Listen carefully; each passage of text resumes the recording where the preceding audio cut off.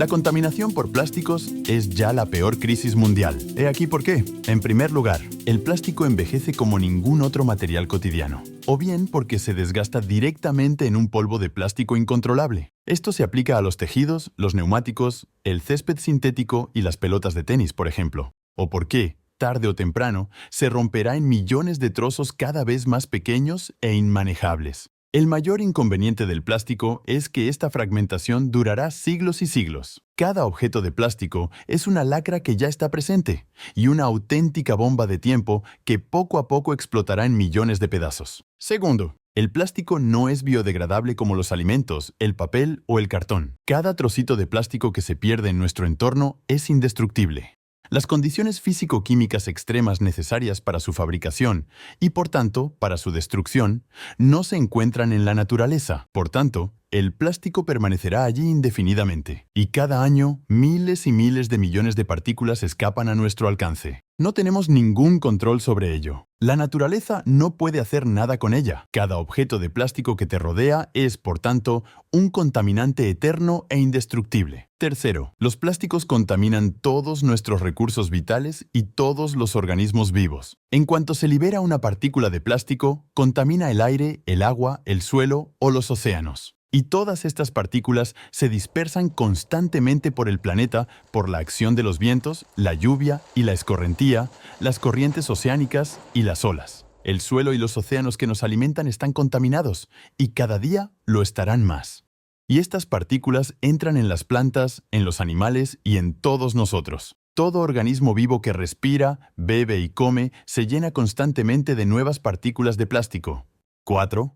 Los plásticos se acumulan en las células y órganos de todos los organismos vivos. En las plantas, las partículas entran por las raíces o las hojas, circulan por la savia y se acumulan por todas partes, por ejemplo, en las partes comestibles. En los animales, las partículas entran por los pulmones o el aparato digestivo. Se propagan por todo el cuerpo a través del torrente sanguíneo. Una parte sale con la orina y las heces. El resto queda atrapado en cualquier sitio.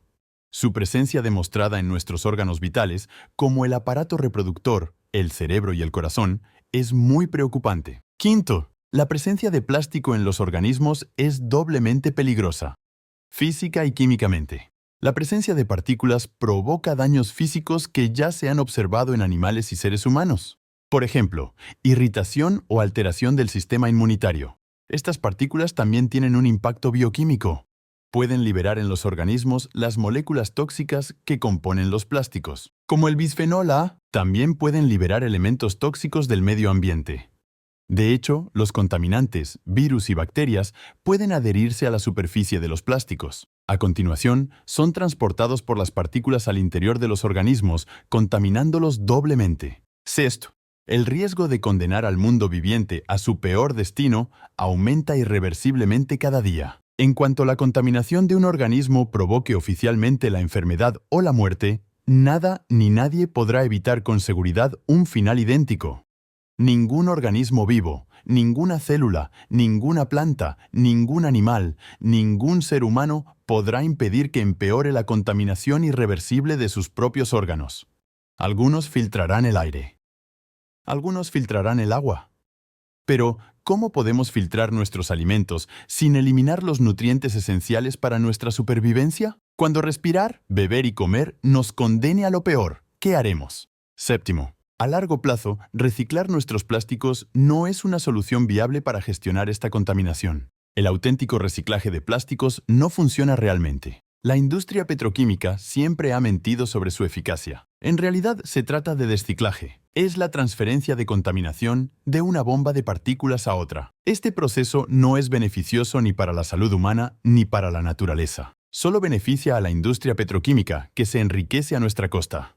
La cantidad de residuos que producimos aumenta sin cesar. Por tanto, el reciclaje no es una solución viable para proteger a las generaciones futuras. Octavo, quemar plásticos no es una solución viable para gestionar esta contaminación, al borde de la carretera o en una incineradora. La quema solo reduce el volumen de residuos. Esto no reduce su toxicidad.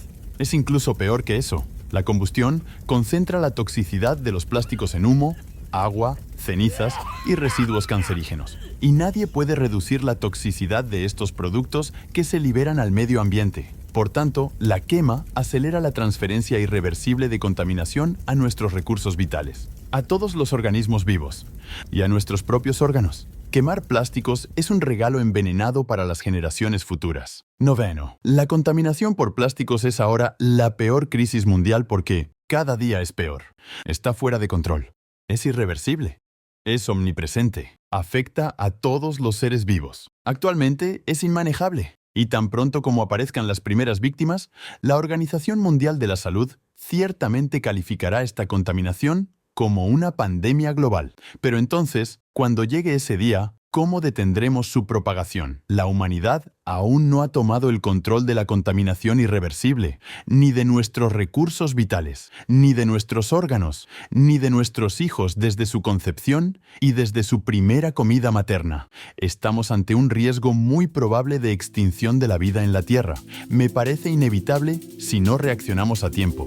Es urgente que nuestros líderes políticos comprendan la situación. Es vital que nuestros líderes políticos respondan. Deben hacerlo con rapidez y eficacia, acorde con el peligro que nos espera. Buen día, era el Dr. Pi, científico y activista contra la contaminación plástica. Gracias por escucharme en mi canal. On n'est pas des autruches. No olvides suscribirte para apoyarme y no perderte nada de mi trabajo. Nos vemos pronto.